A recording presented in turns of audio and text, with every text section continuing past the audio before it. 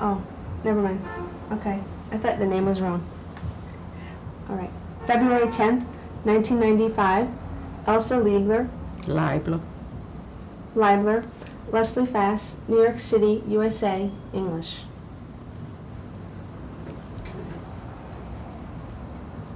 You should. Okay, you're rolling. Mrs. Leibler, could you tell us your maiden name and where you were born? My name was Elsa Leibler, and I was born in Antwerp, Belgium on July 31st, 1926. And could you spell that, please, your maiden name? Tilbor. And could you tell me your father's name, please? Moshe Tilbor, but he was called Maurice in Antwerp. And your mother's name as well?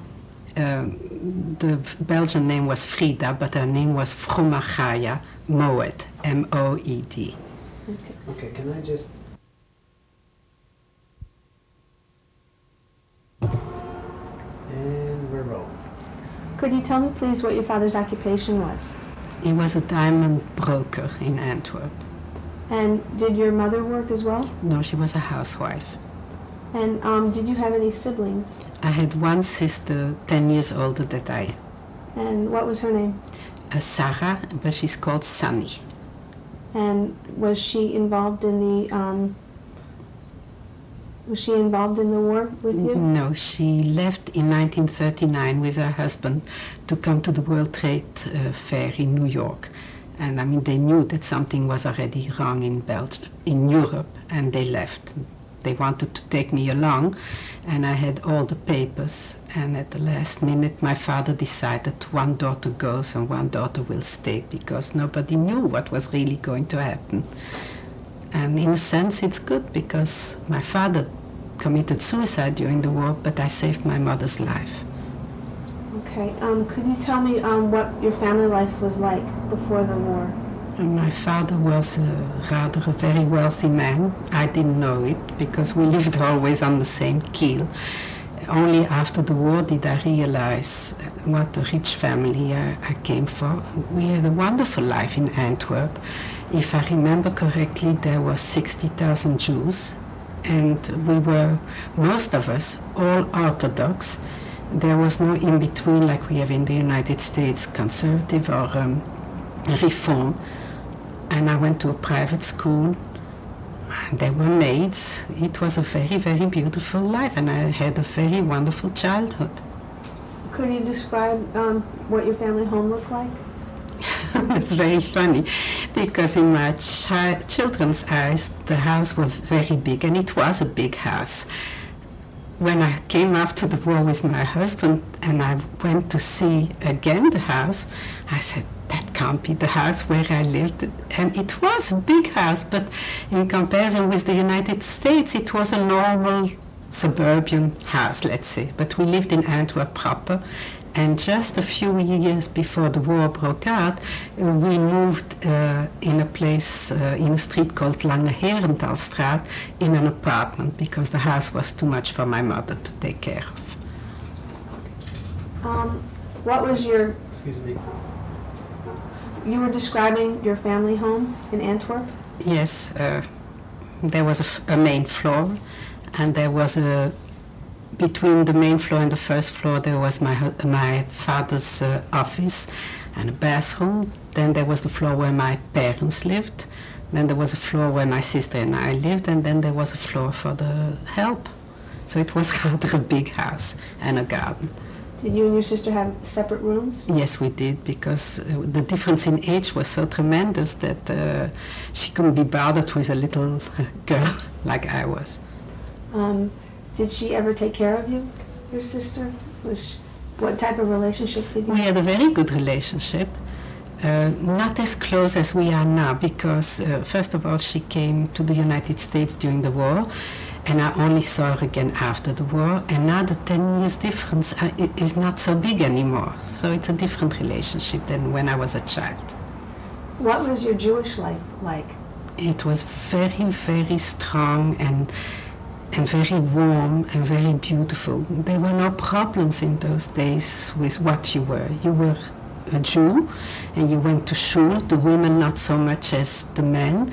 But I remember that, let's say, on Rosh Chodesh, my father used to go to shul, my mother sometimes not, but when he came home, we benched Rosh Chodesh together with my father.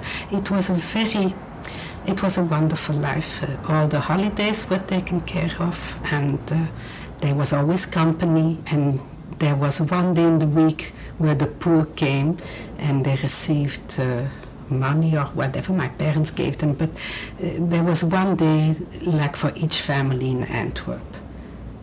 And I have only fond memories. I had a very, very good father. He came from an intellectual background. My mother didn't. And they got on very well together, and she needed a lot of people and parties and things, and he didn't care for it because he was a reader. So when everybody came, he was there, and after half an hour he excused himself, and everybody knew he was going in his office to read. And that was it, but it made for a good marriage. That's nice. Could you describe a typical Passover from your childhood? I can't recall. Okay. I only know that everything was nice. There was a Seder, I suppose, in the big dining room, and my sister and brother-in-law were there. I can't recall before, and there must have been guests, because there were always guests in the house, but otherwise I really don't remember. It was a traditional Pesach that I continued with my husband to the children, and at our Sidorim we sing some of my parents' songs and some of my in-laws' songs, and the children continue it. That's very nice. Do you recall what school you went to? Yes, You I said it was went to a private school, non-Jewish, a Catholic school, as a matter of fact, Institut Bosquet. And there was a number of Jewish children, amongst them the granddaughter of Rav Rottenberg, who was the Rav from one of the big schools in Antwerp, the Ostenstraat Schule. And when it came on Friday and the other girls had a catechism, we were taken in another room and we made embroidery or whatever they made us do. And of course on Shabbat we didn't go to school, and it was rather difficult because in those days the girls had tests on Shabbos, and it was very difficult for us to catch up and to get permission to retake the test on another day so that we could graduate. And even that we wore a uniform and we were very clean, even the other girls, that I can remember, the other girls sometimes used to call us dirty Jews. And we were not invited at all the parties from the other little girls, but it didn't bother us. We had our own lives and everything. Now the school became a school for Satmar Hasidim, and I think that my principal must turn over in her grave. What an irony. Yes. Do you think that was just because of their routine of giving tests on Friday at the end of the week, or do you They think there didn't was care about maliciousness in that? they didn't care about the Jewish children. They cared about us because we paid the tuition, and I suppose they had to take some. It was a private school, and there were no law for Jews not to go to the schools. And what ages was this? I went there till the war broke out in 1940, till I was about 14 years old. And do you want to know afterwards? Well, just referring back to your school life, do you remember experiencing any anti-Semitism within the school? No, just once in a blue moon they didn't let us play in the yard with them, or we were not invited to the parties, and I suppose that once in a blue moon I cried, like any child who can't participate to something, but on the whole it didn't affect me. The only thing I recall, Antwerp is a real non-Jewish town, a Flemish town, and on the way to school there were stands where they sold some kind of like fish and chips, let's say, and it smelled delicious, and I was dying to have it, but of course it was not kosher and we were not allowed to eat it. So did you ever have it? No. No. Do you recall any anti-Semitism outside of your school experience? No. As a matter of fact, we lived around the corner after a while from a big church, and the pastor we met every day, and my father told me that I have to be very polite and to acknowledge always his hello. No, I didn't feel anti-Semitism. I was a child, you don't realize what goes on. And do you recall hearing any stories at the table about your parents? Any conversation about anti-Semitism? No. You didn't speak in front of children in those days. First of all, the children were quiet at the table. You talked when you were talked to. Even that my father was a very liberal man and a very enlightened man. But if I would ask a certain question, and if he didn't think it was appropriate for me, he said, "You're too young to know, I'll tell you later." And he didn't tell you later? Well, later was too late. Okay. What was your perception of your parents' awareness of the brewing war? It must have been in 1939.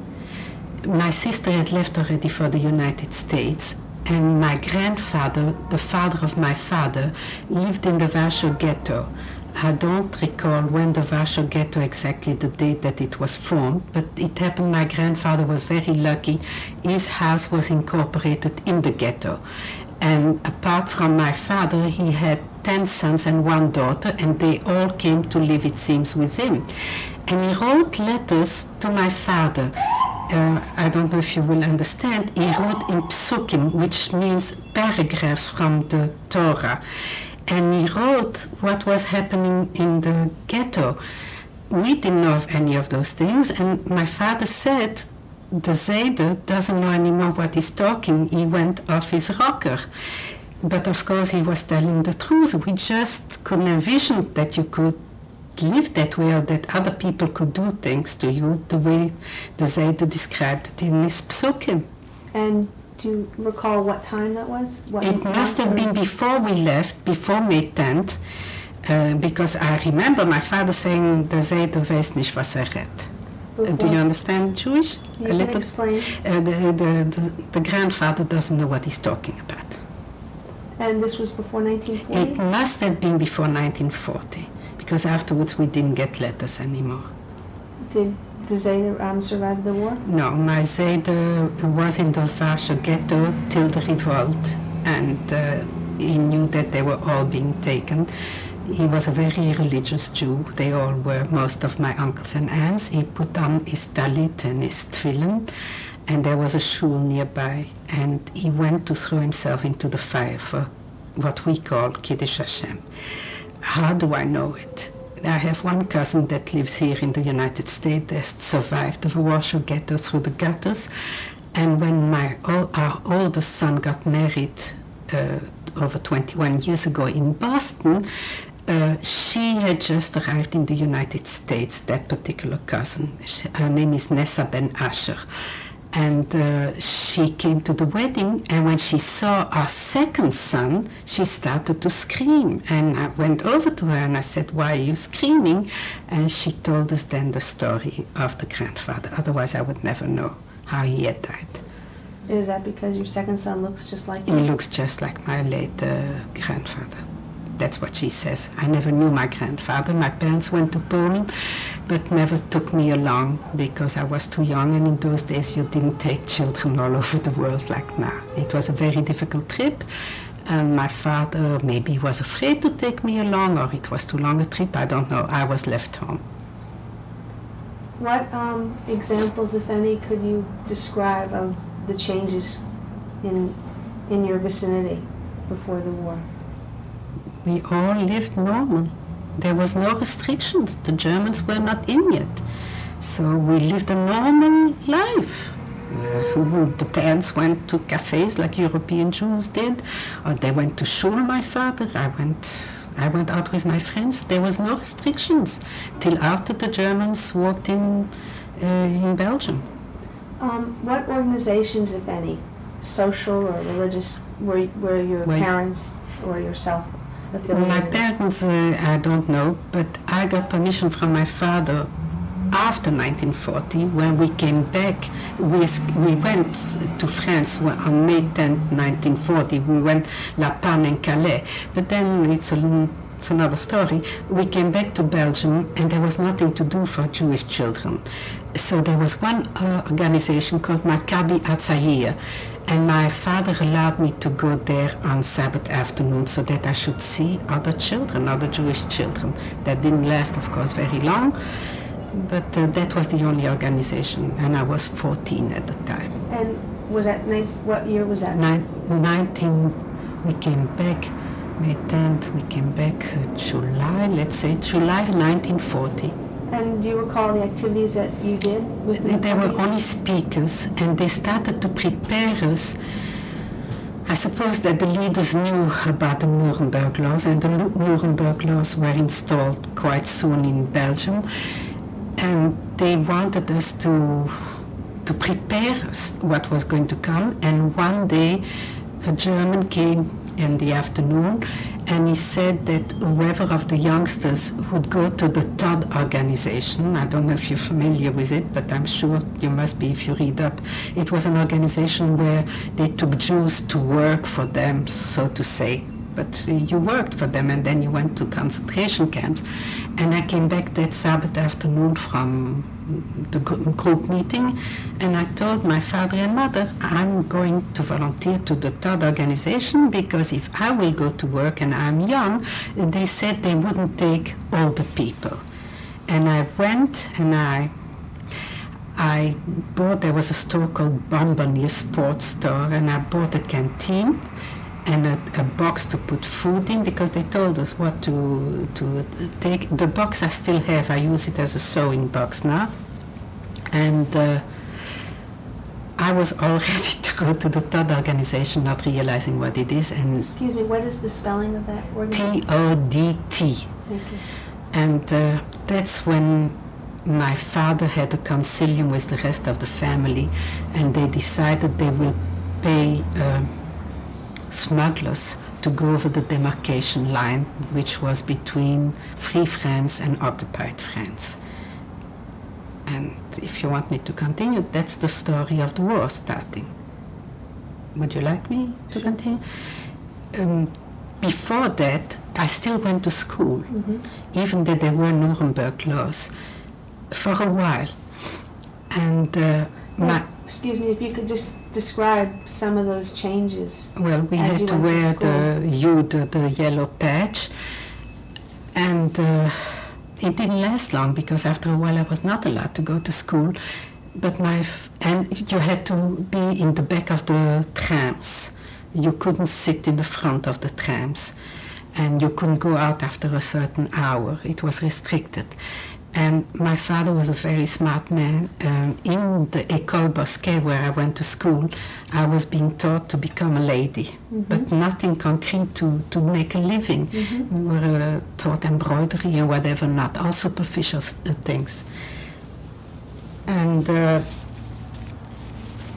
my father decided against the will. I was the only child left over from the family in Antwerp at that time. It was a big family, but they all had gone to the United States or wherever. So I was the only child from the family, from my family. And there were my mother had sisters there and brothers, and a brother still. My father had nobody.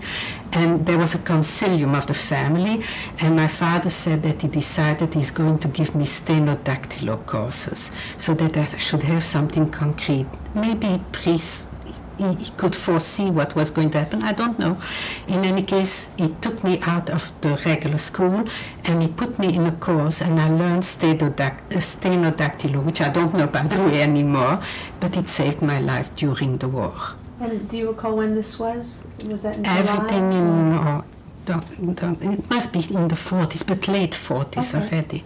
Thank you. And then, after that, he decided to pay smugglers, so that we should go, my mother and I, we should go over the demarcation to Free France. And we hoped the smugglers would be able to take us Free France, Spain, Portugal, and Portugal then we hope to get a visa from my sister who was in the United States and go to the United States. Do you want me to continue? Yes, I just wanted to know if you could, do you know if these smugglers were Dutch? One was a Flemish man that I recall, and I'll tell you why I recall. They were both Belgian. we left Antwerp. I don't remember the date. My mother and myself and my father. And I don't know how the transportation was. I can't recall. And we were someplace, and the smugglers told us to wait that night there, and the next morning they would come and take us. And the next morning one of them came and said 3 people to take over all the borders is too much. My father should go back and they'll come for him later. And my mother cried. I didn't realize what was happening. And my father went back to Antwerp, where he was hit. There were the Nuremberg laws, and our apartment had been overtaken already by the Germans. But I had 2 aunts, one a widow and another aunt with her husband, who lived in Van Ruisbroekstraat, if I can remember, in an apartment house. And my late father went to a maid that we had for a long time, and he was hidden in her mansard, in her attic. Of your maids? Of our maid. We had that maid for a long time, and she was a very, very good person, Anna. And was that in Antwerp? And that was in Antwerp. Okay. But he must have felt very, very lonely. And my aunts, even with the Magen-David, with the Jude patch on them, they still could go and shop and buy food and everything, and he lived like an animal in the attic. So they came to him and they said, Moshe, you are crazy. The maid told me, and somebody else told me afterwards. They said, Moshe, you're crazy, come and live with us. We still live like human beings. And I suppose he must have been very lonely. He was not a youngster. I'm 10 years younger than my sister, so they must have had him when he was 40. He must have been in the 50s already. And against the advice of the maid, who begged him not to leave, he went to my 2 aunts and uncle. And he lived there for a while. And there was a razzia, which means they surrounded the building, took all the Jews that were on the list, closed the houses with seals and whatnot, wooden boards. Then they used to come back to, to take away all the paintings, all the silver and everything. And by then the Jews didn't know what was happening, but they knew that was done to their homes. So when they came for my 2 aunts and my uncle, my father hid in a closet. And when the Germans left with my 2 aunts and my uncle, he hung himself in the closet, because he always said he wouldn't be taken by the Germans. I can recall one episode before that, when I was still in Antwerp, and my father had a fight in the street with a German soldier who was hitting a Jew. And he came home and he was bloodied, but he was fine. And the next morning he woke up and he was all white. His hair had turned white, I suppose from fright or I don't know what. Well, he hung himself in that closet. And I had one other uncle and aunt that lived in Antwerp. This uncle was the head of the Jewish community in Antwerp. His name was Chaim Shmuel Moed, M-O-E-D. And they heard that the other aunts had been taken in the razzia, and they were Belgian citizens, and they were sure nothing would happen to them because he was the head of the community, and they thought that nothing would happen to them. But they came to see, and they found my father, and they took him down. And my uncle was the head of the Chevre Kadisha, the burial society, and they buried him in a non-Jewish cemetery, because the Jewish cemetery was in Holland and you couldn't bury the Jews anymore there. It was forbidden. In the meantime, there must have been a span for half a year or what, or a year that passed, I can't recall. My mother and I, one smuggler came. Remember I told you the smugglers came, and he came again to us and he said the other smuggler wasn't going to take us over the demarcation line. He was going to denounce us to the Germans, but he will take us to a place. He has a farm next to Bourges, Bourges is a big cathedral city next to Châteauroux, and he did take us there. And my mother was hidden by a Flemish family that lived in Bourges, and she was hidden there till the end of the war, till 1946. She paid the non-Jew, and I tell you how she paid him. And I went on the farm. Maybe I'm a little bit erratic, but I'm going back and forth. And I went on the farm. I could just excuse myself. Could you just tell me, if you could, around when that razzia was, when your aunts and uncle were taken away in Antwerp and your father hung himself? That must be Around approximately 1940, end of 1941 maybe. Okay. You know, I can't recall exactly. That's fine. I was in, my mother stayed hidden. We had money. I'll show you later. I have something left over from the war. There was a man in Antwerp called Wieczner, a diamond dealer. And during the war, for the Jews of Antwerp, most of the Jews in Antwerp were diamond dealers and had a lot of diamonds. He hollowed out keys. European keys are very big keys. He hollowed out, what you call that, the stem of the key, and in there were diamonds. And we had a number of them, and he hollowed for my father 3 brushes, of which one I have. One disappeared during the war after I sold the diamonds, and one, if I'm not mistaken, the FBI has, and I'll tell you how they got it later in the story.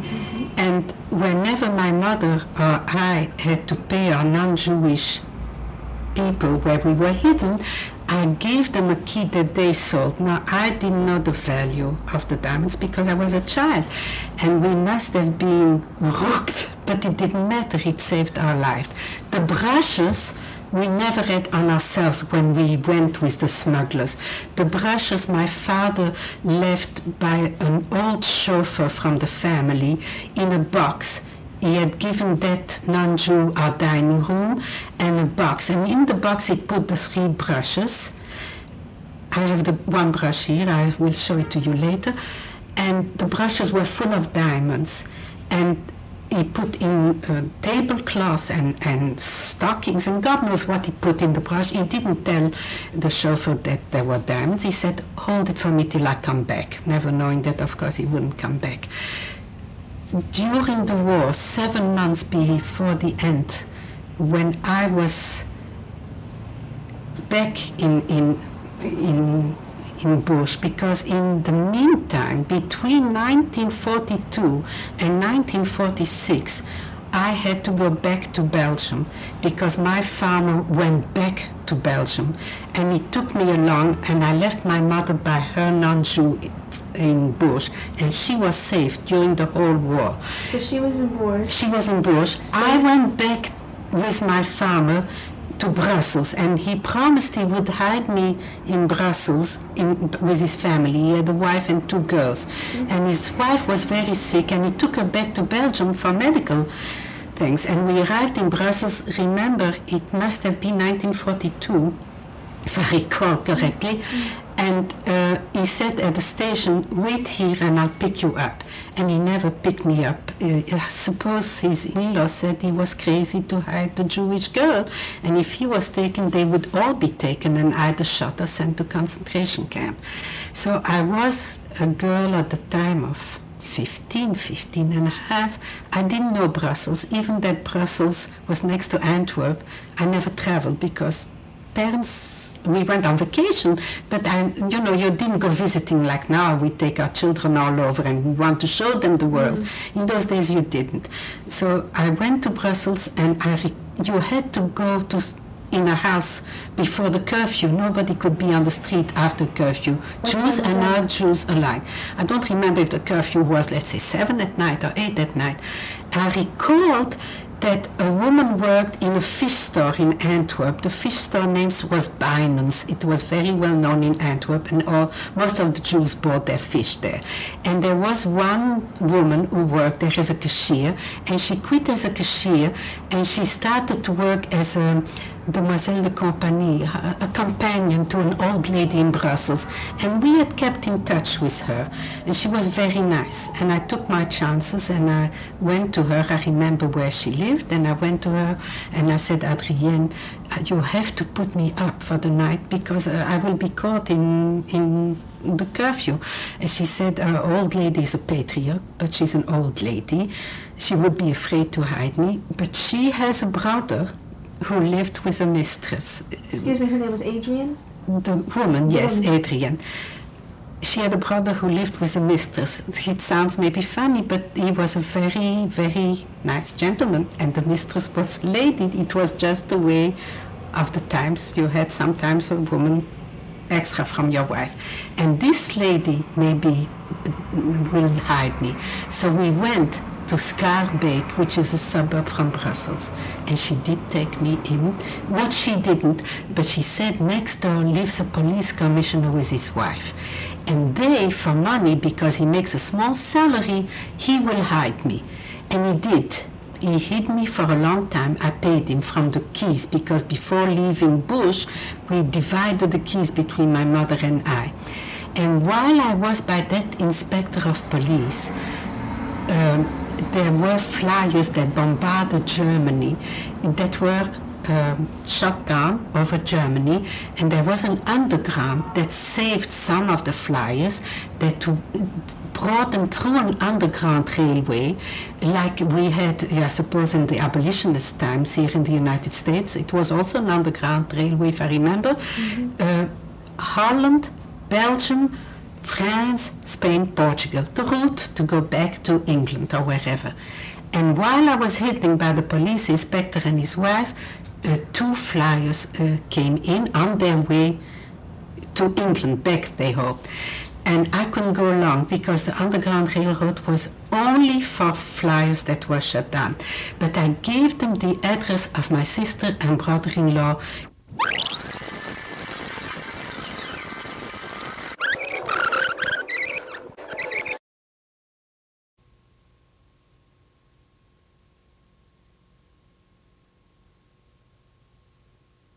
He says documentaries are never finished, they're abandoned because the stories just live on. Endless. Yeah, exactly. So what is that reference it to? is a reference that I was, for a time before I saw Adrienne, I went looking for a room because I knew I had to be hidden before the curfew, and I found a place where it says chambre à louer, you know, a room for hire. But in Belgium there is you're not filming. No. In Belgium, there is a law that a minor can't take a room by herself. You have to have somebody vouch for you. And I saw a name, the room was... Everybody ready? Yes. And Today's we're rolling. February 10th, 1995. Elsa Leibler, excuse me. Leslie Fast, New York City, USA. I'm speaking in English. Mrs. Leibler, you were discussing your odyssey from Antwerp and your hiding places. Could we backtrack for a second and discuss how you felt when you were abandoned by the man who hid you from Bourges when you went back to Antwerp, Belgium? Yes. When you went back to Brussels, how you felt when you were abandoned at the train track and where you went after that? Don't forget that I was a teenager, and in those days, a teenager was a teenager. I didn't know anything as far as sex or things like that were concerned. We weren't taught. The parents didn't talk about it. And it was frightening to be dropped in Brussels at the Gare de Midi, the train station. And I went looking around. I knew that the curfew was, let's say, 7 o'clock. I can't recall what time it was. And I went looking around for a place to sleep. And I walked around. The only thing that I recall, it was around the big Boursa from Brussels. Don't ask me where it is, but it's in Brussels. And I found downtown area? I beg your pardon? The downtown area? It must be central, because I was abandoned at the Gare de Midi, so it must be around the Gare de Midi someplace. And there was, in a window, there was a card saying room to let. And I walked by the door and I saw that on the top floor there was a room to let, and next to the little card for the top room there was the name of a man. And I took my chances. I mean, I had to sleep someplace at night, and I rang the man's bell, and he came down and he asked what I wanted, and I said I was from the campagne, from the country, and I needed a room to sleep, but as I am a minor, I would like him to vouch for me. It turned out he was a gardener, and he must have been very smart or understood that there were bad times and that I was a Jewess. And he vouched for me at the landlord, and the landlord said to me, will you go to the commissariat to register, because you had to register in Belgium. Excuse me, were you wearing the Jewish scarf? No. You took it I off? took it off. Okay. And he said that he would register me, but of course we never went to register at the commissariat. And I lived, if I remember, a couple of weeks or months, it's very vague, in that room. I only went down to buy food, and then one day there was a razzia. And they took, not for Jews, there was a razzia for black marketeers. And I was caught in the razzia, and we were taken to a commissariat of police. And the commissaire of police looked at my paper, and he asked me point blank if I was a Jewess. And I said yes, because it made no sense to say no. He just had to call and see that my card was a false card of identity. And he must have been a patriot belonging to the White Brigade, which was like the underground from Belgium, because he said to me, I'll give you back your papers, and for 3 days I'll make your dossier, I don't know how you say it in English, all your papers belonging to your arrest and everything, I'll make them disappear, but you have to disappear.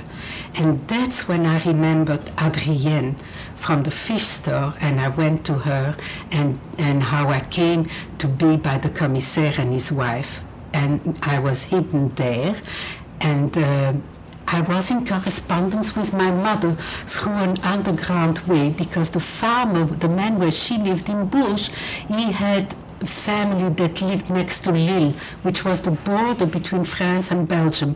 And through them, we passed letters. So my mother knew I was alive, and I knew that my mother was doing well, thank God. And while I was by the commissaire de police, hidden, and his wife, I think I told you a few minutes before that there was an underground for flyers that were shut down over Germany or Holland, and they went through the underground back to England, if they made it through. May I just ask you a question? How did you initiate through the commissar de police? I just point blank told him that I needed a hiding place, and I understood he would for money, Right. which he did. How did you initiate, if you did? The mistress from the brother of Adrienne went over to them, and maybe they must have done it before, I don't know. To correspond with your mother? No, to correspond or to hide me. To correspond. They corresponded, they were goyim, they were non-Jews, so they corresponded with Bourges, and the letter came through somebody from the family that lived next to Lille. Yes. But I want to go back to the flyers, because it's important. Two came there, and I couldn't go along with them in the underground, and I gave them the address of my sister and brother-in-law, the office number, because that's what I could remember, 576 Fifth Avenue, and my brother-in-law's name was Nathan Salzman. And they had to remember, because they couldn't write down anything, and they made it through. One was a New Zealander who died during the war, if I'm not mistaken, and the other one was an Englishman, but I have no trace of him. And when they arrived in England, he wrote to my brother-in-law saying that my mother and I were alive, but that my father had committed suicide during the war. But he forgot 576, so he wrote 536, let's say, Fifth Avenue.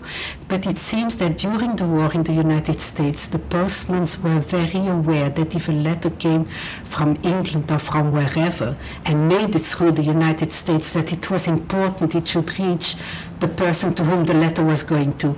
And they looked up and they found my brother-in-law, and they delivered the letter, so that my brother-in-law and sister during the war heard that my mother and we were safe, and that my father had passed away. During the time that I was, it must be 1942, when I was by that commissaire de police and his wife, my uncle from Antwerp, the last one with his wife, that I said was the head of the Jewish community, they one day took their chances, took off their Mockendovits, and they came to see me. And they told me where they buried my father, I should know. And they said they wouldn't be taken because they were Belgian citizens. With Belgian passports? And Belgian passports. But of course they were taken, and one day I got a letter in a letter. That particular aunt was an educated woman. My mother's generations were not educated. And may I ask Yes. her name again and how they Yes, related? Gittel Moed. She was married to my uncle Ham Shmuel Moed, who was my late mother's brother. And she wrote, she thought she was an intellectual, she was educated, and they were taken in a truck. And she wrote a letter in the truck, closed the envelope, wrote my address in Brussels, in Schaerbeek, where I was hidden, and threw the letter out on the road. And people found the letter, and my luck and the commissaire and his wife's luck were that they were patriot. They enclosed this letter in another envelope with a small word saying, "We found this letter from your beloved and we forward it to you." Now imagine if not good non-Jews would have found the letter, I would be taken, my commissaire, the police, and his wife would be taken. They would have found out that the mistress had recommended the place. That means about 5-6 people would have been killed by the Germans. In the letter, she wrote, "We are going destination Holland." She didn't know that she landed in Auschwitz. And we found after the war that she and her husband died in Auschwitz with the rest of a lot of my family. But I mean, she was a smart woman, and even in those days we didn't realize what was happening. We heard tales, but it was beyond comprehension to understand that human being could do certain things to other you. It was beyond our imagination. We couldn't grasp it. Well, to So continue. just meant that the Zeta, when he was Yes, writing the same signs of thing. atonement. Yes, we could not. I should continue. Fine. The You were talking about, Yes. you couldn't comprehend. I couldn't. Right, okay. Then I lived there by the commissaire and I paid him. And my mother paid her non-Jew where she was hidden. Now, I didn't know when the war was going to end, and the keys were disappearing. And my mother lived cheaper in Bourges than I lived in Brussels. May I ask, were the keys disappearing or were you No, I was using selling them, okay? And were my selling mother the was keys? selling the keys. And if we wouldn't have paid, the man where my mother was hidden, when he was drinking, he used to say, "Tante Frida, I'm going to give you over to the Germans." So we needed, he didn't mean it, I suppose, because he hid my mother all through the war, but when he was drunk, then sometimes something happened. He had a wife and children there, but it's a normal nature, I suppose, of the human being. And I figured out that it was cheaper to live in Bourges. So through the underground, I made a request if I could come and live with my mother, and I would pay him my share, but at least we would be together, and it was cheaper. It was cheaper in Bourges than in Brussels. And the answer came after a while, yes. So through an underground, and don't ask me how because I can't recall how we passed the borders or anything, I was back in Bourges. And around what, may I ask when that was, if you can remember? The war ended in 1946. 8 months before I started to work for the underground, that means 45. This must have been 43, end of 43 already, beginning 44 maybe. Maybe on the picture of my mother that I have from during the war, it's marked the date. Then I would recall better. So you were reunited with your mother around I was reunited with my 43? mother. Let's say 43. 43. And we didn't do, of course, anything because we were hidden in the attic in a courtyard. But people knew we were there. Now, you have to understand that my mother, she knew some Flemish, no French practically, and Yiddish. And she was a frightened lady. I didn't tell her for a long time that my father had died. She thought he was still hidden by Anna, by the maid. I was afraid to tell her, why should she know, you know. And So you were 15, I was 15 at and you were the time. holding that in for a long time. Well, I hid it for a long time, and then I told her because I figured she didn't hear from him anymore for a long time. We didn't know what was happening in Auschwitz and in Buchenwald and in all the other camps. We only heard rumors, which were incomprehensible, and we were separated. We were hidden, so we didn't hear what was going on. And the Germans, of course, didn't in their newspapers, in their French newspapers, didn't advertise those places. At the place where we were hidden, my mother and myself, there was an old man from Alsace-Lorraine, Elsass-Leutringen, that worked for the Germans as a bookkeeper.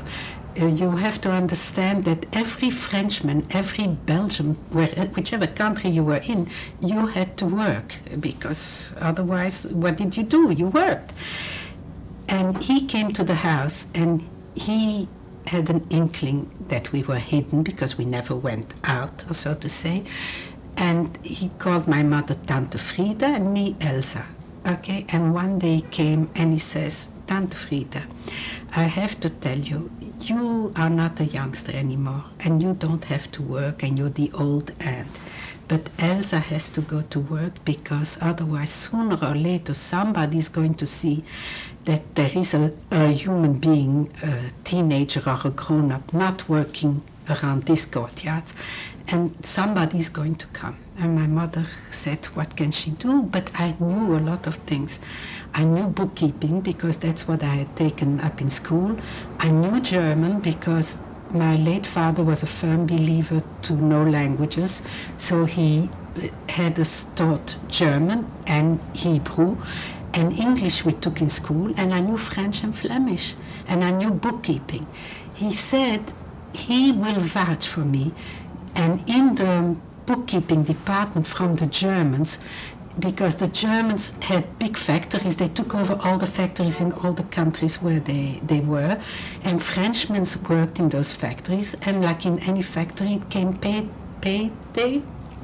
So you had bookkeeping, and he was the head bookkeeper, and he said he could use an assistant. He will tell to the German Oberzahlmeister, which was the head German bookkeeper, that he found an assistant, and he will vouch for me, and I will get an Ausweis to go on the streets. So to me, to have an Ausweis to go on the street was something unbelievable, because I would go around in bush, maybe I could buy something and facilitate something for my mom. Everything was rationed, don't forget. An Ausweis was a card? Identity card? A piece of paper, a permit. Okay. I have one some in the house, but I can't find it. It's in boxes, and I tried to find it for you, but I just couldn't find it. Okay. What was this gentleman's name, this Alsatian? Uncle Charles. Uncle Charles? Uncle Charles, but Okay. I don't remember his last name. And he knew that we were Jewish, otherwise he wouldn't have helped us like that. He was just nice, and he was an elderly gentleman. When I say elderly, he must have been in those days good in the 60s, which for those days was old. Now we live old, we grow older, but in those days, in the 60s, was old. And I went with him, and he vouched for me in front of the Oberzahlmeister. And I worked in bookkeeping. And then it came, I worked for quite a while. Let me recall. At a certain point, way before Stalingrad was 8 months before the end of the war, before liberation, and then I became head bookkeeper, and I'll tell you how. But before that, we had still keys left over, but I didn't know that there was going to be a Stalingrad or an end of the war, and I knew that we had 3 brushes full of diamonds in Antwerp. And I said to my mother, I'm sorry, I want to retract just for a minute. Take your time. The underground must have known through Charles that I worked as a bookkeeper, and that every Friday I stamped the bookkeeping pages to give out the salaries to the French worker. And one day somebody from the underground came and said, if I can get the key from the vault where the stamp with the eagle was on, because every stamp had the German eagle on, and if I could stamp blank pages through the bookkeeping pages and bring them out, they can use them like for, let's say they didn't know about the two flyers that were in Brussels and went through the underground, but they had people that had to circulate for the underground in France, maybe Free France or Occupied France or God knows where, and they asked me to put the stamp, because without the stamp it wasn't official. So you're trying to free some of the underground men? To give, no, not to free, to give to the underground blank Ausweises, and they would use it to how they saw fit. And you know, when you are young, you don't realize what you're doing. And anyhow, I felt very safe because I was, how can you say that, in the wolf's mouth? And nobody would think of looking for me. I was working by the Germans, so to say, in the book thing. And I stamped pages and brought them home. And then one day I said to my mother, I'm giving papers to the underground. I'm going to make an Ausweis for me to go to Brussels. And from Brussels I go to Antwerp and I'll go to the chauffeur and I'm going to take the 3 brushes. Because without the diamonds, we will be, he will denounce us one day if we won't continue to pay him, if he gets sick, if he gets drunk. My mother cried. She was petrified. I mean, it's a long trip from Bourges to go to Antwerp, and I was not supposed to go in Antwerp especially. I promised her in my childish, juvenile mind that for 3 days I'll be gone, but I'll be back in 3 days. And how was I going to go? I made arrangements through the smugglers again from Lille to go back to Belgium. And I went on a train. They did ask my Ausweis, but I had a perfectly valid Ausweis. So I arrived in Lille. Then I don't remember how I walked through to go over the border. And I came to Brussels. And from Brussels, I went at night to Belgium. I was a real fool, because in Belgium, I still had schoolmates who could have recognized me. And what the name of the place where you started out from? Bourges, You were next from- to Châteauroux, which Okay. is a long way. From Bourges on the way to I'm sure it Brussels? must have taken me about a day and a half to go through. The trains were slow, didn't go always on time. I surmise, I can't recall. And to go over the border, you had to go on foot, and then you had to arrive in Brussels, and from Brussels you had to go to Antwerp. But I did go to Antwerp, and I knocked on the door, and he said who it is, and I said, "You Frau Elsa?" And he opened the door and said, "What are you doing here?" I said, "You know, there is a war, as you know, and everything is rationed, and my daddy gave you a box, and in the box there are corsets and stockings, and my mother needs it." And I did take the corsets, and I did take the stockings, and whatever I could find in the box, but I took the 3 brushes along. And after 3 days or 3.5 days, I was back in Bourges. I retracted my step and went back. You have to understand that all in life, you have to have a little piece of muscle, like they say in the Jewish world, a little piece of luck. Other people must have done the same thing as I did and get caught for stupidity sometimes. For me, I was just plain lucky. I went through everything and I wasn't caught. Well, you also had guts. No, everybody has guts when you are young and you don't realize the danger that you put yourself in. So I did it. You had to do it, you did it. I heard stories from concentration camp that are unbelievable. So this was easy. I came back, we never opened the brushes. You don't give yourself credit. Go on. We never opened the brushes. I'll tell you how the brushes came here to the United States and everything. We sold still keys, and we still had keys. Then came Stalingrad. And the German Oberzahlmeister and all the German, except maybe just the supervisor, went to Stalingrad because the Germans needed everybody, able-bodied man to be in Stalingrad. And the factory continued, then I continued to stamp. I became head bookkeeper because Charles went back to Alsace-Lorraine, to Elsass-Leutringen. And then the war ended, so to say, and came liberation time. And I took my mother and we went to Paris. with the brushes, and I think we still had a key or two. I can't recall, but we had money. We went in Paris, and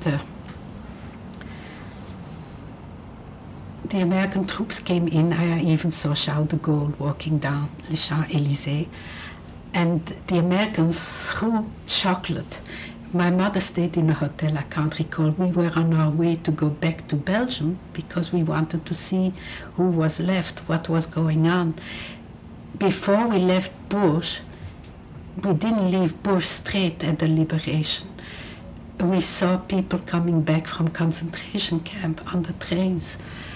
You mean before you went to Before Paris? I went back to Paris, the first trains came. I don't remember when it was. And you smelled the trains coming because they had not cleaned the concentration camp inmates. They were mostly Frenchmen. I don't recall Jews. They were the Frenchmen that had been deported. They were mostly from Buchenwald, Dachau, Mauthausen. And You don't think they were French Jews? maybe, but the ones that came back to Bourges were non-Jews. And the train smelled. It was an appalling smell. And I saw wives and mothers and children that came to pick up their husband and their father. Didn't want to go next to them because they didn't recognize them. Some of them were swollen from eating too much after the liberation of the camp. And they got swollen. But they were the lucky ones. Some of them died because it was too much food after being starved for such a long time. Would you like to take a drink?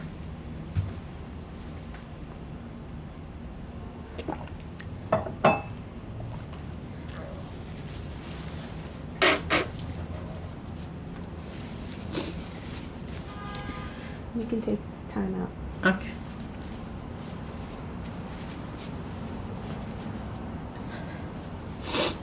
Okay, fine. You were saying before you left Bourges for Paris for the liberation, Yes. and you were head bookkeeper, and your mother stayed in the... Well, actually, where did you go next? We went to Paris on our way to Belgium. And in Paris, I told you, I saw the troops, the American troops coming in, and they threw chocolate. And I grabbed one, and I was so hungry, and it was chocolate we hadn't seen during the whole war. And I ate the whole piece of chocolate up, not realizing that it was concentrated chocolate, that the troops had to eat one little cube for a meal. And I got a rash all over me, and I was taken to a hospital for infectious disease. They didn't know what I had, but it was the chocolate that reacted in me. Of course, I was released a couple of days later when the chocolate went out of my system, and I continued with my mother to Belgium. In the meantime, she knew that my father had died. You told her? I had told her. In Bourges? Yes. And when we came in Antwerp, it was end of 45, must have been December or November, or the beginning January. I arrived in the United States in February 1946. So that must have been end of December or January. And in Antwerp, when the non-Jews saw us coming back, some of them were very nice. And some of them said, you're still alive? Why did you come back? And at that time, my husband had a brother in Australia who was married to a first cousin of mine. Two brothers, my husband and his late brother, married two cousins. And he came from Australia to see what was left from the family, and his in-laws, my aunt and uncle that was taken at the razzia where my late father committed suicide, they were also diamond dealers. So he surmised they were wealthy people. Maybe something is left over. A lot of the diamonds from the Belgian Jews were never found back. Germans took a lot of the diamonds. Some of the diamonds are hidden in cemeteries in tomb, like that uncle that was the head of the Jewish community, as he was the head of the Chevre Kadisha.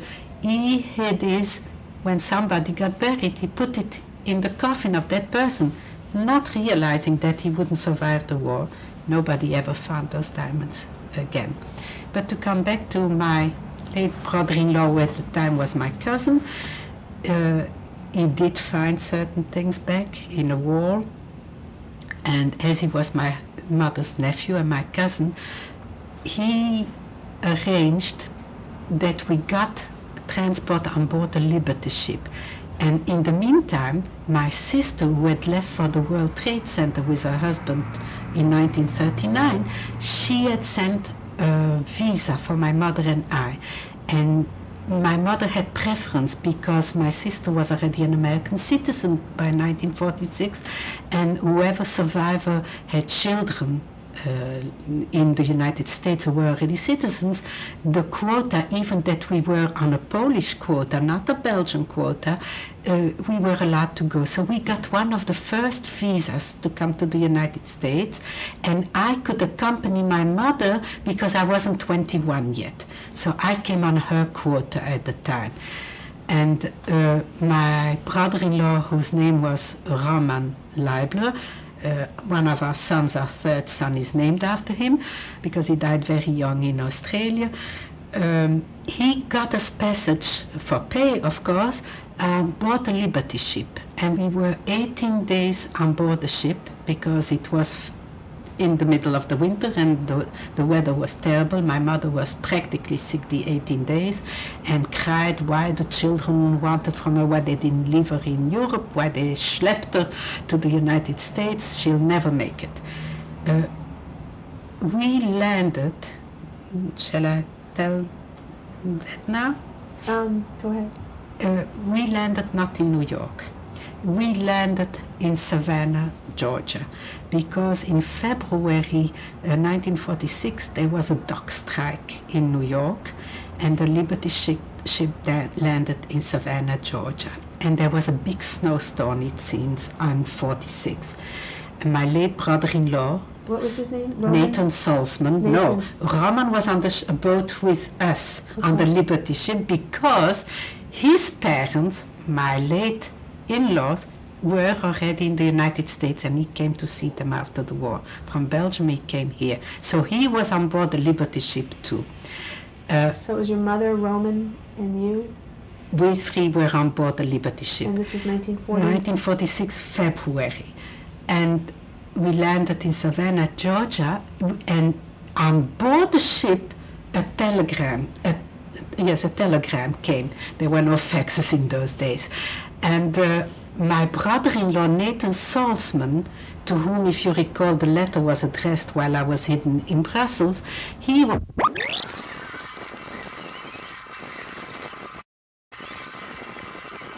Or shall I go back? I think we're going to go back. Okay. And to what year would this be? Okay. That would be in Bourges, Bourges in Yes. 1942? 42. And you were there for a year or 2 No, years? longer. 2 years. Okay, we read that. February 10th, 1995, Elsa Leibler? Leibler, Leslie Fass, New York City, USA, English. I will go back. Mrs. Leibler, were there some things Okay. that you wanted to talk about at greater depth while you were in hiding, Yes. and perhaps even before you were hiding?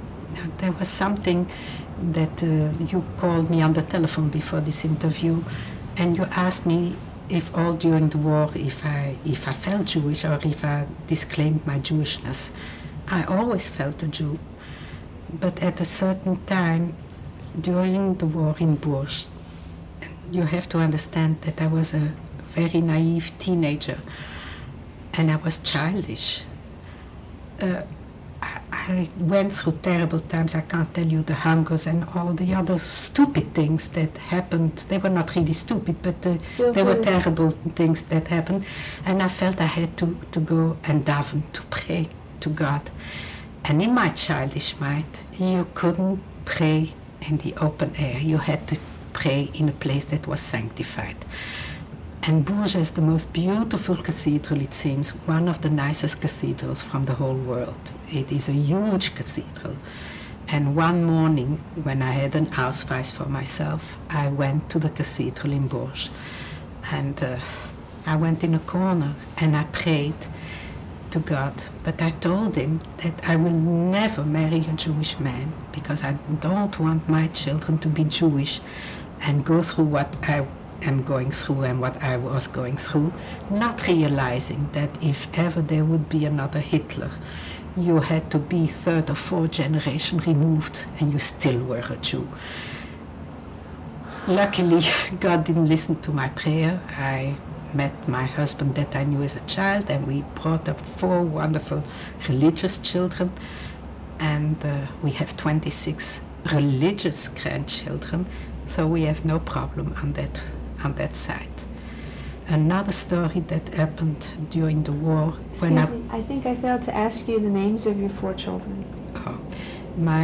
I'll give you the English names and the Hebrew names? Whatever they're known by. Well, now they're known. Larry is known as Moshe. He lives in Israel with a wife and 12 children. He's a graduate from Yale, the Sorbonne, MIT, Gateshead, near Yeshiva. He's a psychologist by profession, and he's a psychologist now. Our second son, Yossi, Jerry, is a rabbi. He has a seminary in Jerusalem. He's married to Michal, a South African girl. They have 5 sons. So he's a rabbi. My third son's name is Roman Samuel Leibler. He's named after my late brother-in-law from Australia. He's called Romy. He changed his name legally to Romy because everybody made fun in school, Roman, you know. And he's married to his wife, Shulamit Popsy. They have 4 children and expecting any day twins. And then he also lives in Israel, and he's a computer, what do you call that?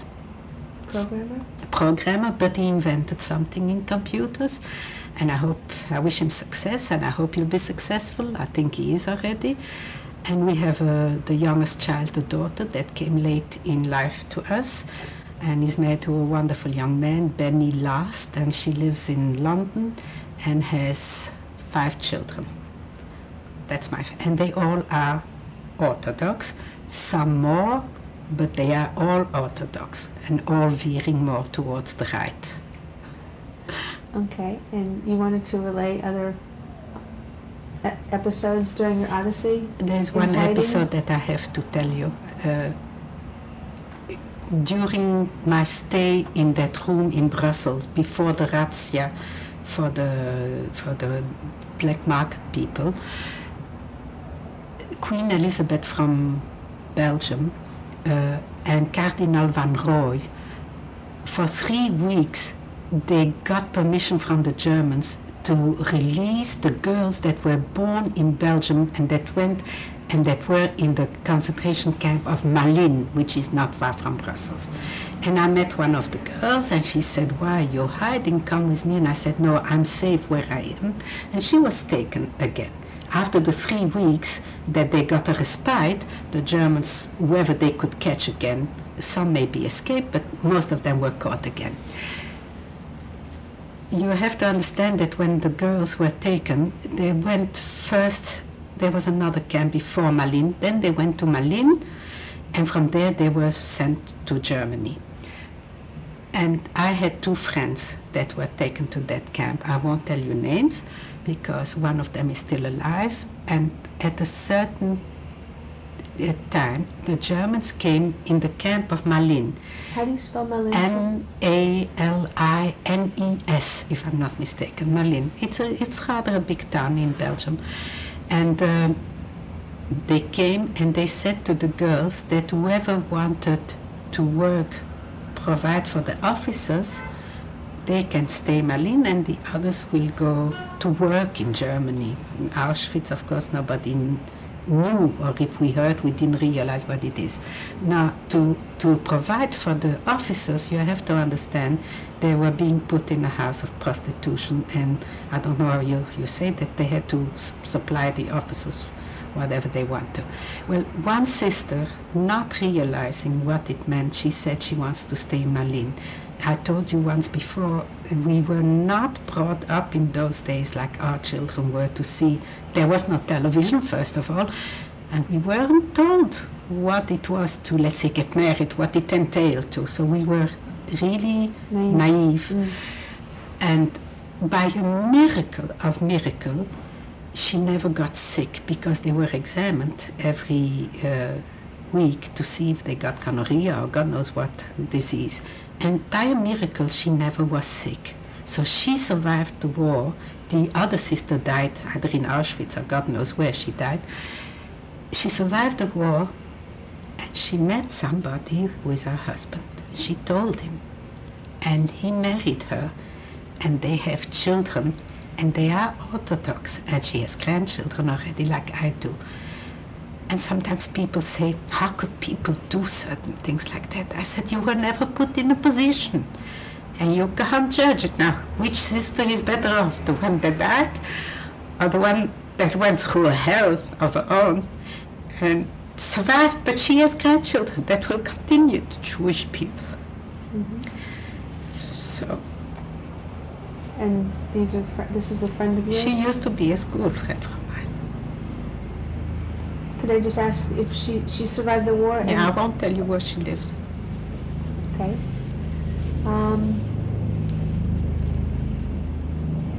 You were talking again about the arrival of people from Auschwitz and other camps. Yes.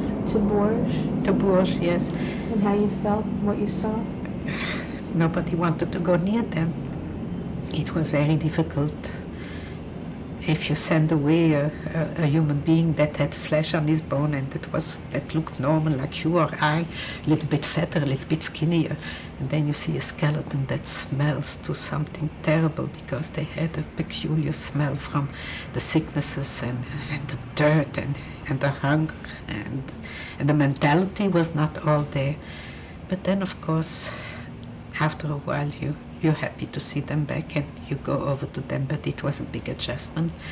And I'm sure that families, sometimes I wonder, I know people who went through the Shoah and who were in the camps.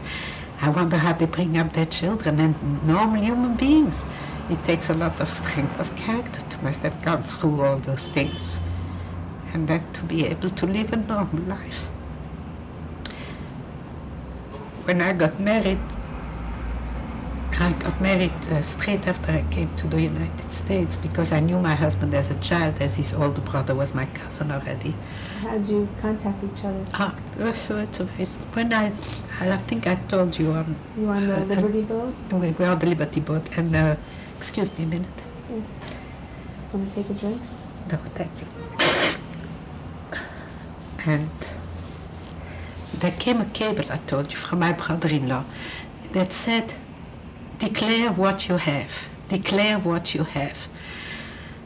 My brother-in-law was also in the diamonds, in industrial diamonds, which is another part of the diamond trade. And he surmised that my father left diamonds. And he wanted my mother to come in legally and to legalize the diamonds that were left over because she would have to live on the income of the sale of those diamonds.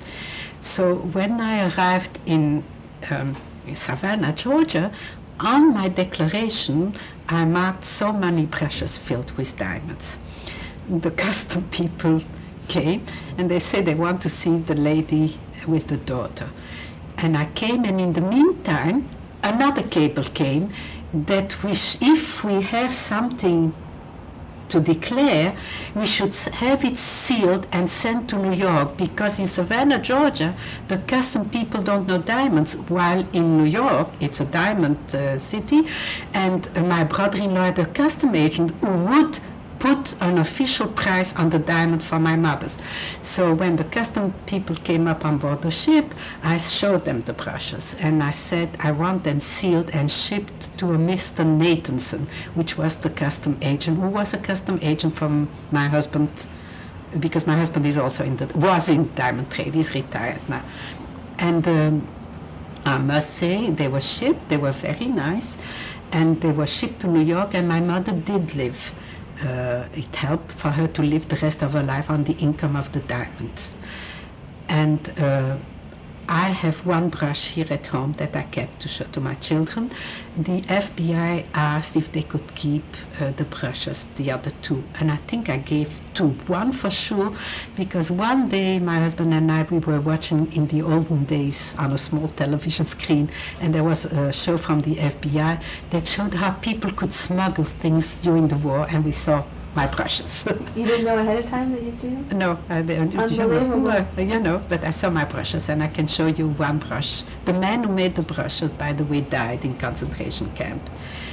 They look like normal. They look like brushes. Norman brushes, and now, of course, you can see how we cut out, because as we opened the brushes, we only just glued them back together, but you couldn't see that there was a glue or anything. It looked like one piece, the top.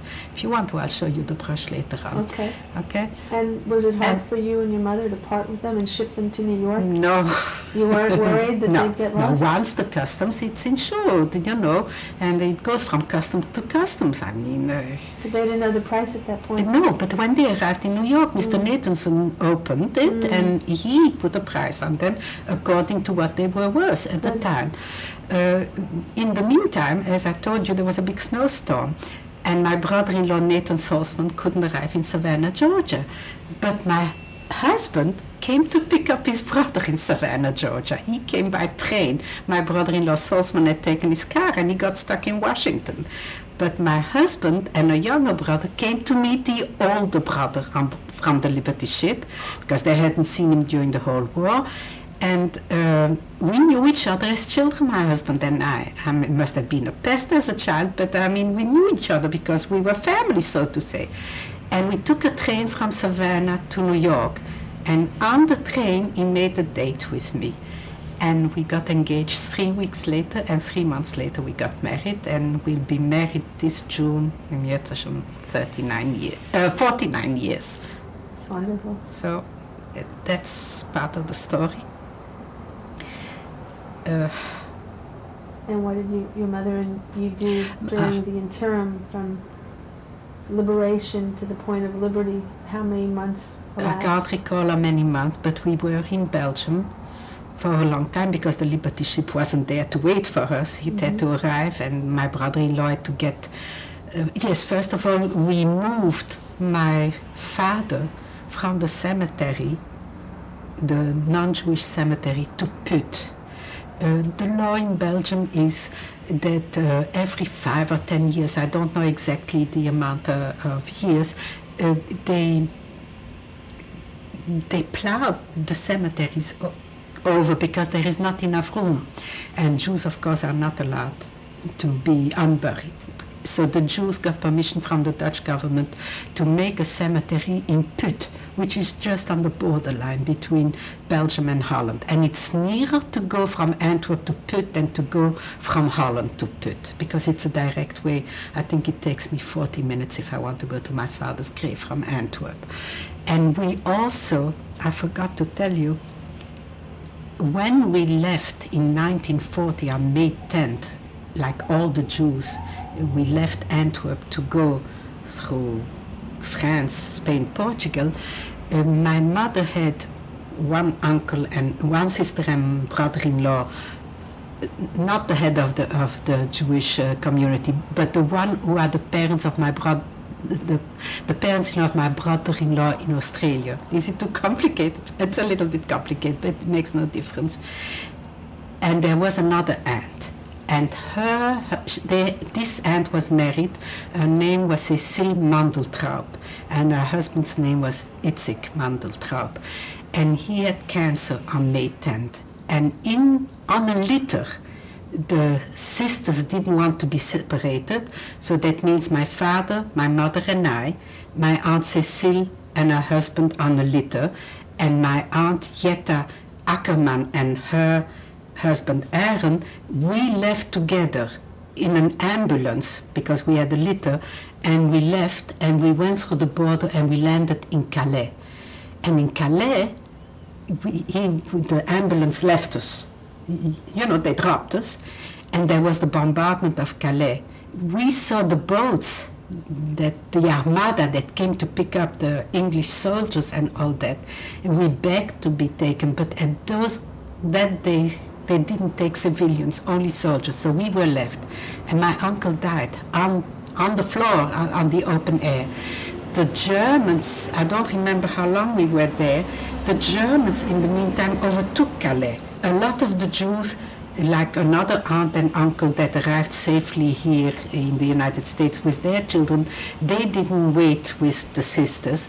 They continued and went through Spain, Portugal, and they landed on a famous boat that somebody made just now, a reportage. I don't remember the name of the boat, from Cuba. They arrived here and they were allowed to get off and they lived here. But my uncle died, the Germans overtook us, and they said, "You are so stupid, why don't you go back to Belgium?" And like fools, we buried my uncle in Calais someplace, and we went back. That's when we went back to Belgium, before the Nuremberg laws, and we still are at our apartments. We each lived in our apartment still. Then after the war, when I unburied my father and I put him in put, another uncle and I, we took Itzig Mandeltraub from where he was buried next to Calais, and he also is now amongst the Jewish cemetery. My family from my father, most of them died in the Warsaw Ghetto, except one uncle. The which ghetto? The Warsaw Ghetto. Will you spell that? Just for the Warsaw. Warsaw. Oh, Warsaw, okay. yeah. Okay. The Warsaw Ghetto. Okay. That's the grandfather that I told you threw himself into the flames in the synagogue. The rest of the family perished, but one uncle, Uncle Ruven, and his son Henry, they were in Auschwitz, and they survived the war. And Henry, I never see him. He lives someplace here in the neighborhood. He's a genius.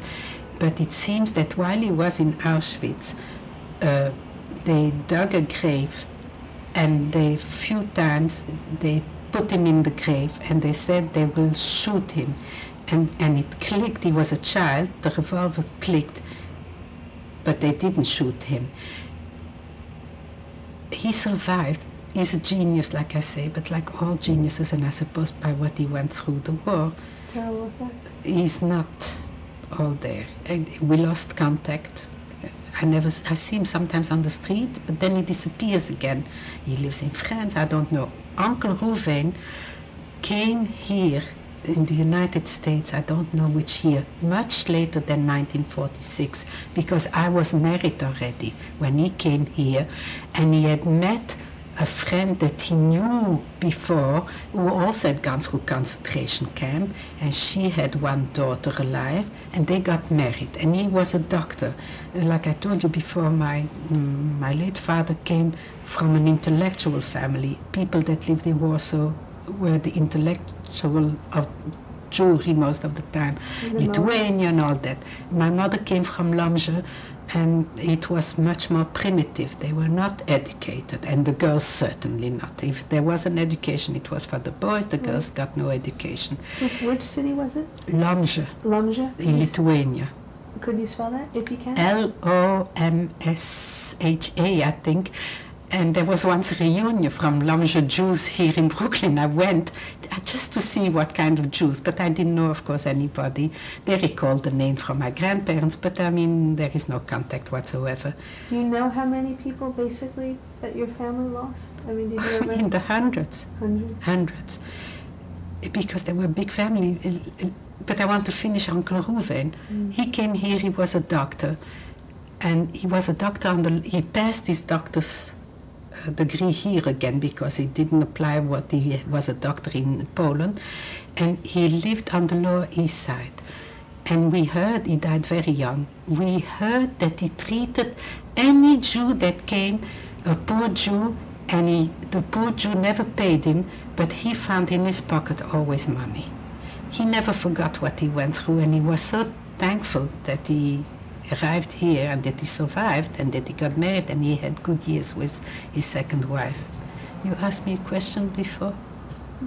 I was asking you how many people survived the war from your family approximately, and you say you lost hundreds. Yes, between my husband's family and my family. Or your parents, each of their sides? Let's say my father he was one of 11, and he survived, and he didn't survive. Uncle Ruben survived. That makes 10 dead, and one was here on a farm someplace. 8 died. They each were married. They each had family. My mother's one sister survived.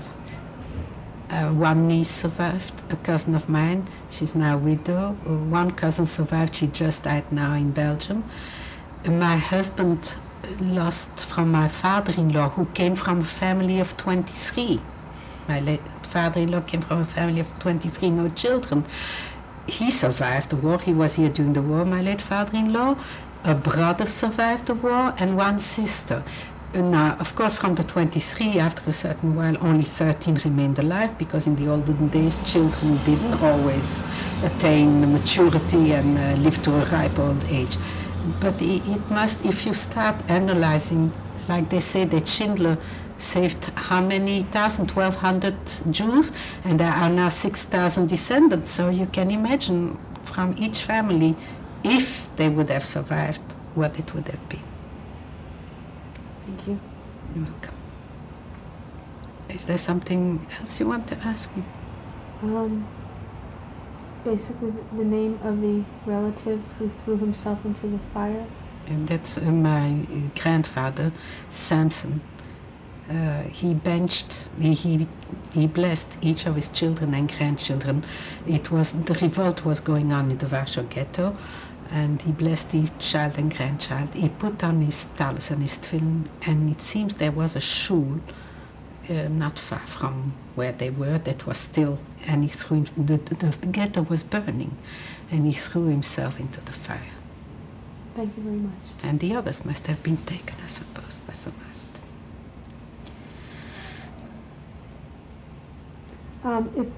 If you were going to give a message to your 26 grandchildren and their future children, what would it be from your experience? We had already two war? bar mitzvahs in our family. The first grandchildren were granddaughters.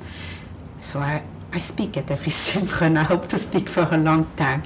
At the two bar mitzvahs, my main point is, in our 26, we have all kinds of hues, and I don't mean just hair coloring. There is a knitted kippah, if you know the significance of it, and there are black kippahs. They all wear kippot. To me, they're all Jews, and first and foremost, I tell my children, you have to be a mensch. You have not to look down on any Jew whatsoever. Be a little bit more to the left, a little bit more to the right. We went through such horrible things, and luckily the children didn't go through it, and I hope they'll never have to go through it. It's not easy to live in Israel, where most of our grandchildren live, but first and foremost, you have to be a nice human being, and not to forget that we have a link with the rest of the human beings. And that a lot of people were very good during the war. They were not all bad. Like that Uncle Charles, the Dolmetscher, he was more German than French. He never denounced us. The people that saved us, they were also human beings. Without them, I wouldn't be alive to tell the story. So I can't tell my grandchildren what they should become in life or what they should marry in life, but they should always remember that sometimes history repeats themselves, and they shouldn't forget, they should never forget what all the Jews went through in their lives. And every Jew went through, even American Jewry who never knew anything.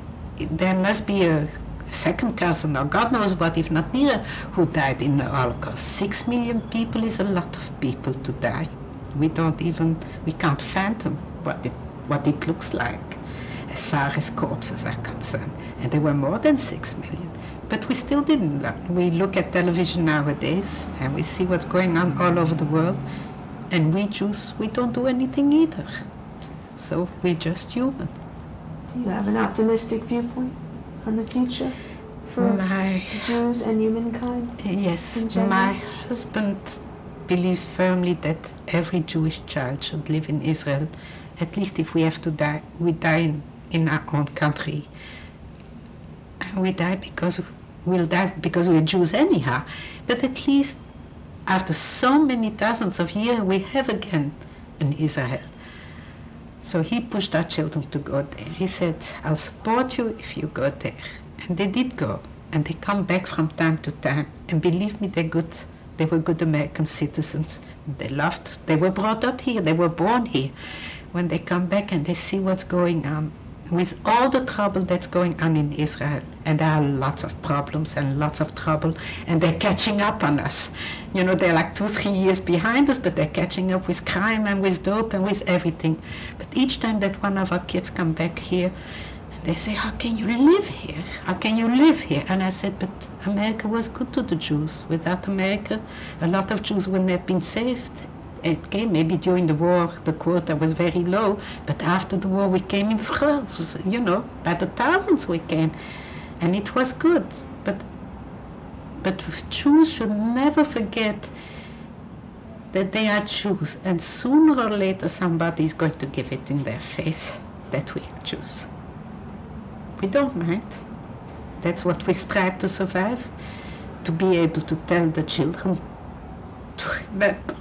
Don't you forget. Thank you very much.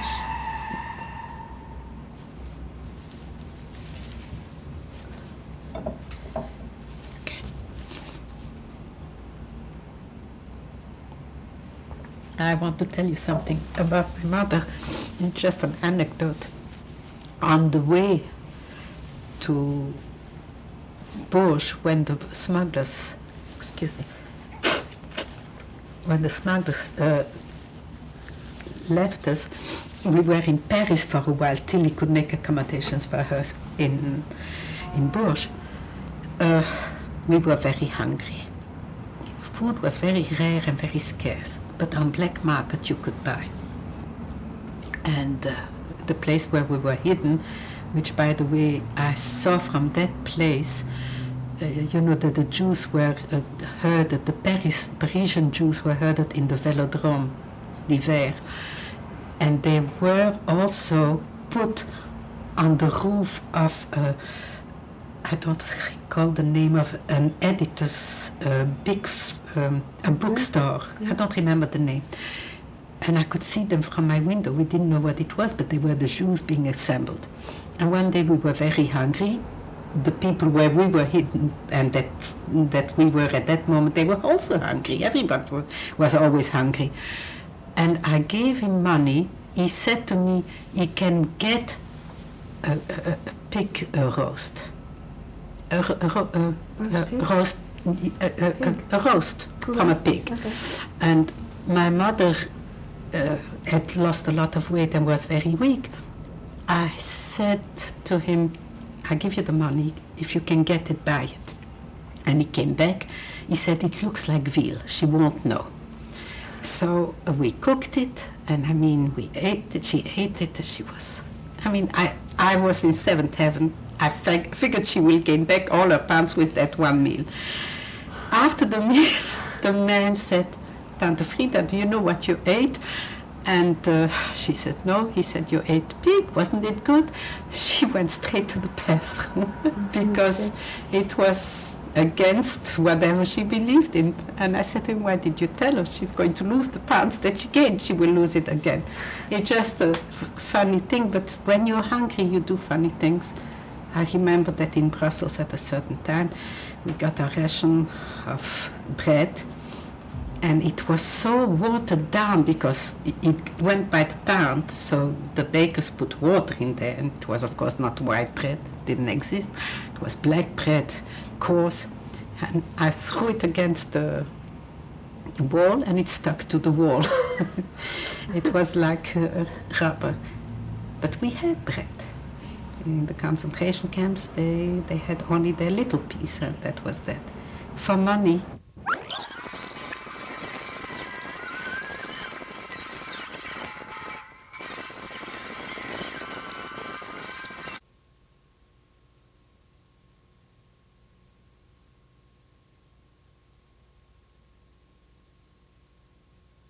Yes, That's fine.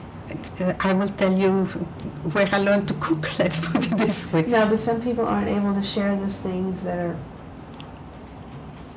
are true to the experience, things that do make them upset, things that are sensitive, that do make them cry.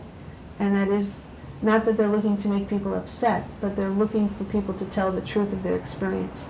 And I think you did share that, and very well, and I thank you for it. You're welcome. One second. Are you going to describe that photo? Because I think now we're ready for the photos. Okay, but we're just going to do the slate at the front. Okay. February 10th, 1995, Elsa Leibler, Leslie Fass, New York City, USA, English. And We're here in New York City with Mrs. Elsa Leibler and her husband, Mr.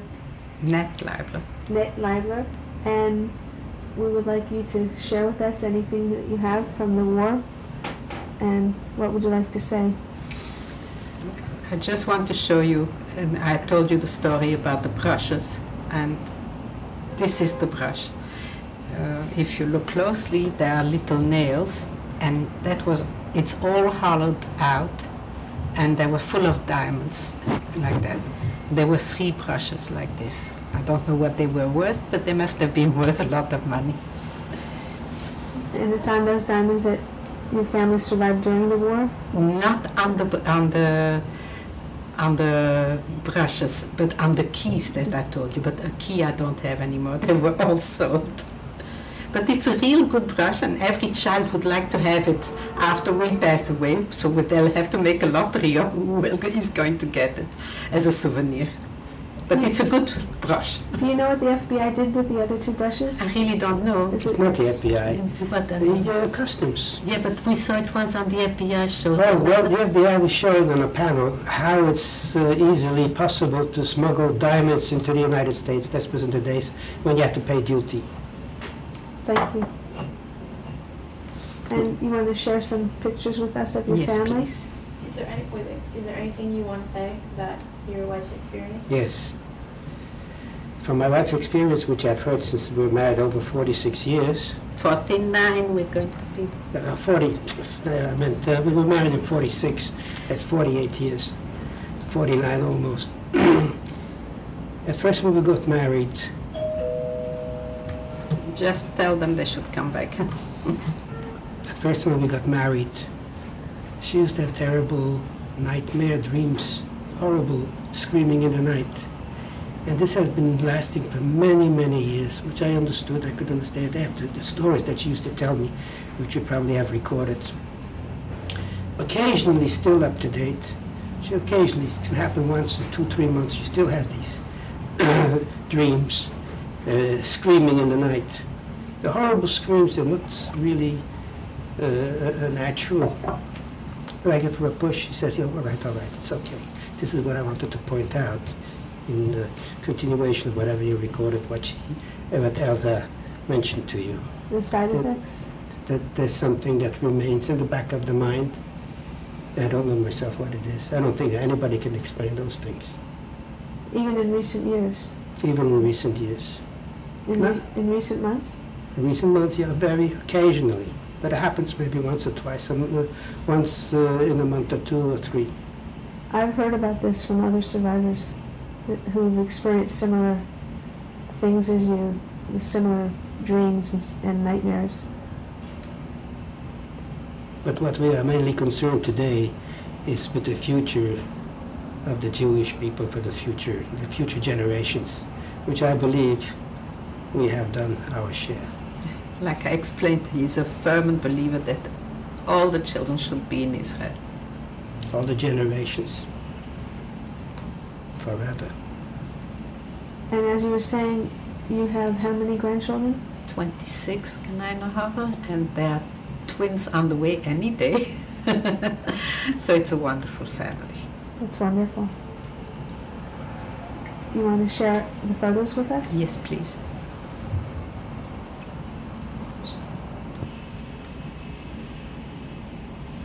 This is a picture of my great-grandparents.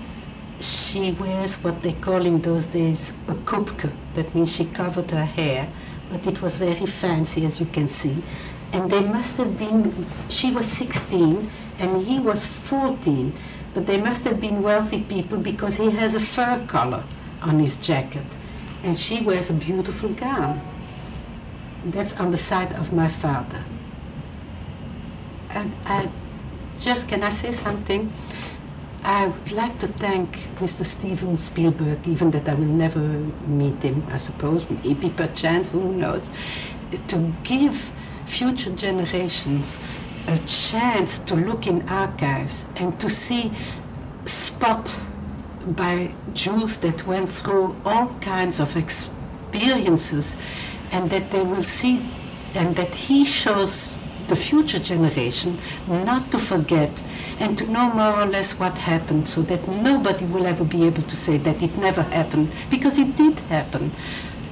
And I just want to thank him for giving the money and his time and his intelligence to make such things possible. I think I have other pictures.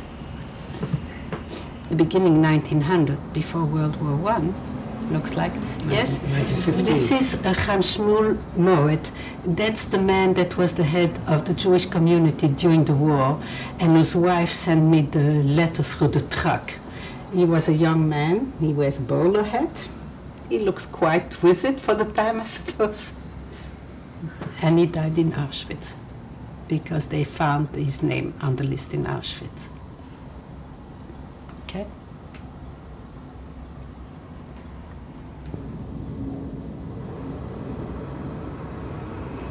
This is my mother when she was a very young girl. Her name was Fruma Chaya Moed from home. She married my father, Moshe Tilbor. It seems she was very pretty, and there were 8 sisters, so the grandfather hid her, because in those days you didn't marry a younger sister before the older one. So he hid her when there was a suitor that came for the older sisters, so nobody should look at her. But she married my father, who was a wonderful man. She must have been, I don't know, very young, 18 or something like that in this picture. So they waited till all the others were married? They all went one after the other. Nobody got married before. And as some were prettier than others, I suppose the grandparents hid the prettier ones who were younger so that the older ones should get married. But that was all over in the olden days.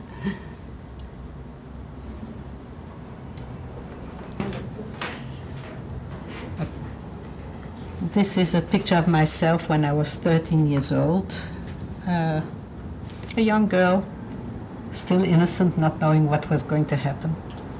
Very happy. What year? And I had red hair, my husband says, which is true. I had auburn hair, and a lot of our grandchildren, they're all red. Red hair, egg yolk, whatever the hue in the red, we have them. In what year and how old In were you? 1933, in December, if I remember what's written in the back of the picture, I was 13 years old.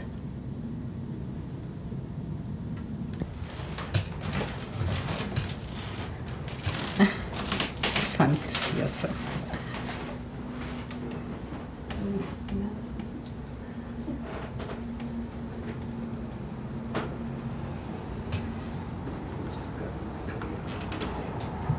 I remember the dress. Because as we wore uniform, to get a new dress was something fantastic, and I remember the dress and where my mother bought it. This is again myself, with I suppose my favorite teddy bear. I was 2 years old, and it seems I was a very good baby. That's all I can tell you. And the year? 1928. And I have some granddaughters that look exactly like that, like a copy. Okay.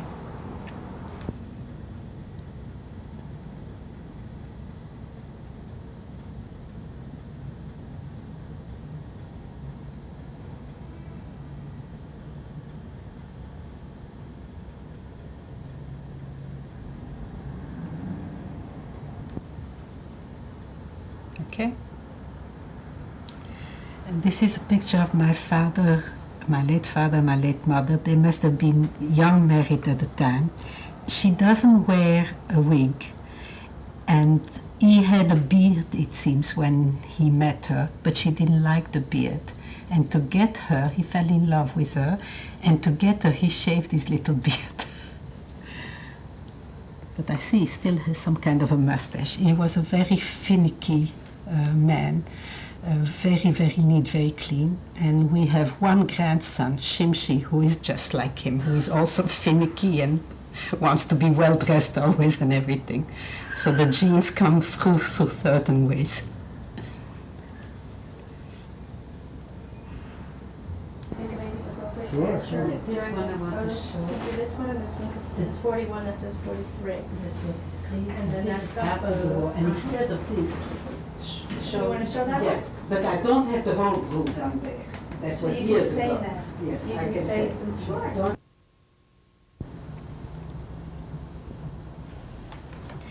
Okay, this is a picture of my father and mother on the Keizerlei in Antwerp in 1941. As you can see, my father wears a hat, not because it's so cold. It must have been cold because my mother is wearing a fur coat, but Jews didn't wear a kippot on the street in those days, like nowadays Jews do in the United States and all over the world. But to be covered, they wore a hat, which everybody in Belgium wore. So it was not an anomaly. Anomaly? Fine. Right, okay. And the Keizerlei was one of the main streets. We didn't wear the star yet, or maybe they took it off just for a walk. And it must be a picture that one of those cameramans on the street snaps, you know, because he doesn't look at the picture. So somebody must have snapped it, and then maybe they went to pick it up, or I don't know. But he doesn't wear the yellow star. So either they took it off and took a chance, or it was before the Nuremberg laws came in order.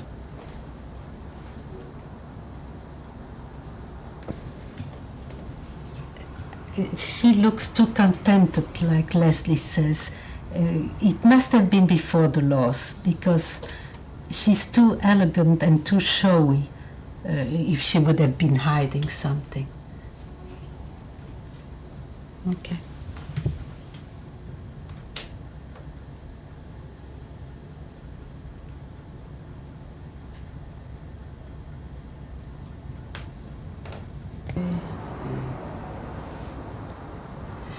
This is a picture of my mother in 1943 during the war in Bourges.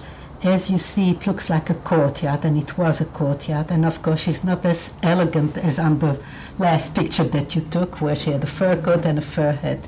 Here she wears a pinafore and apron, but she was quite contented because she was safe there.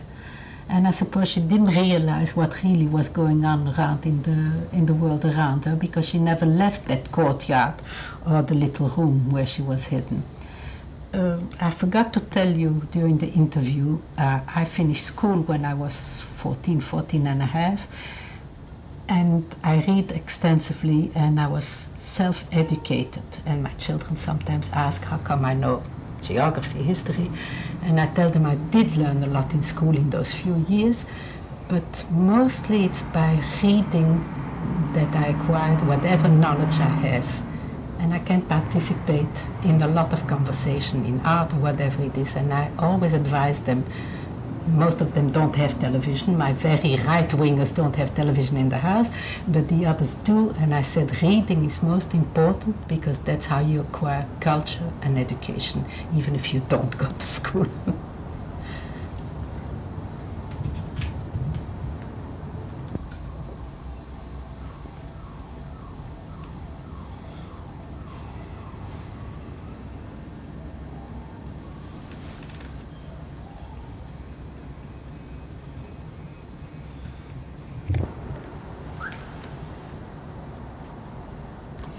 This is my mother and I on board the Liberty ship on our way to the United States after the war. As you can see, we were very happy. We were the only 2 women on board. The rest were some escapees from Russian, a rabbi, a soldier. I don't recall, but we were the only 2 women, and the officers on board were very, very nice.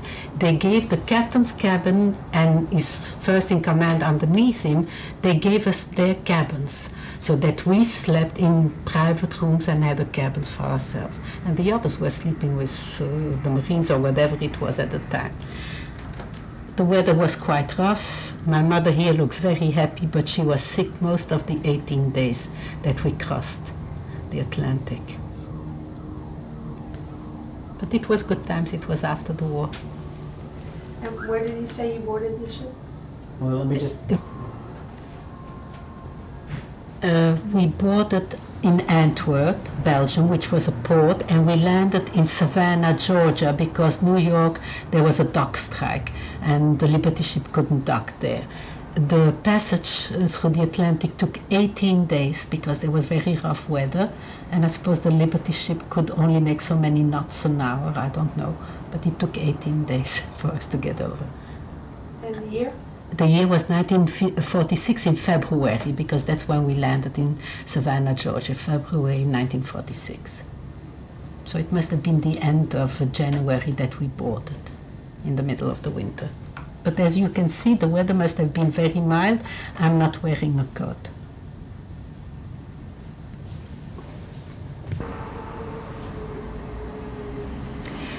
This is a picture of 18 of our 26 grandchildren, and 2 more are on the way any day. They're supposed to arrive, twins by our youngest son and daughter-in-law, Rami and Popsy. The parents are also in the picture. Once a year, we live 7 months of the year in Israel, and once a year my husband makes a barbecue and everybody gets together in the garden. We live in an apartment complex, and everybody is entitled to have the garden once or twice a year to themselves. So weeks in advance I say, it's my turn, my gang is coming, we'll clean up everything, we make barbecues, everybody helps. We eat from hot dogs, it's real American barbecue. And afterwards everybody cleans up so that when they leave, the garden is clean, there isn't a drop of anything left over. And like this, it's a chance for the children to get all together, because our daughter from England usually comes in the summer with her children too, and like this, the brothers and sisters are together.